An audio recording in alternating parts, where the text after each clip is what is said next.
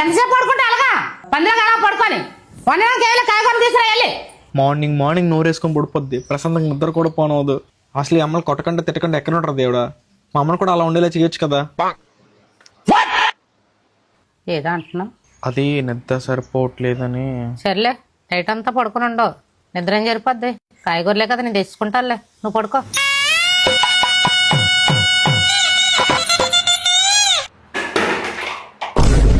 అమ్మ నేను చూసుకోలేదు, చైతన్యాలు పడిపోయింది. నేను క్లీన్ చేస్తానులే, నేను క్లీన్ చేస్తాను. ఏం పర్లేదులే, అయ్యే కదా నేను ఎత్తుకుంటానులే, నువ్వు వెళ్ళు. దేవుడు నిజంగానే సీరియస్ తీసుకున్నాడు అంటావా ఏంటి? అసలు ఏమనట్లేదు. ఇంకేంటి మరి అనండి సార్? నీకు మళ్ళీ చేస్తాను రా. పర్లేదు మాట్లాడు. ఏదో అవసరం ఉంటుంది కదా, మాట్లాడేసి తొందరగా తిని. ఓడి అమ్మ, ఈ చేంజ్ ఎట్లా ఎంత ఘోరంగా ఉంది. ఒకప్పుడు తిన్నప్పుడు ఫోన్ మాట్లాడితే మెంటల్ అయిపోయేది. అసలు ఇంకెప్పుడు తిట్టదంటావే ఏంటి? ఇప్పుడు మా అమ్మ కొట్టకుండా తిట్టకుండా అంటే కొత్తగా ఉందిరా నాకు.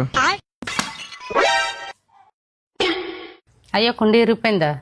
పర్లేదు నేను చూసుకుంటాను, నువ్వు వెళ్ళు.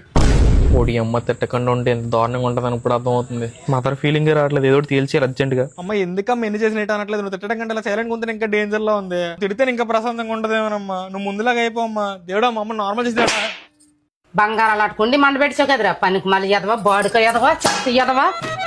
చేతి కుదురుకుంటావు, ఒక్కరోజు తిన్నా ఉండవు. ఇల్లంతా పెట్టి చేసి పారేస్తావు. నీకు ఇలా కాదురా, తెగులుతున్నా కానీ బుద్ధి రాదురా. అందాల ఆకాశమంతా ఆడిందే బొమ్మ.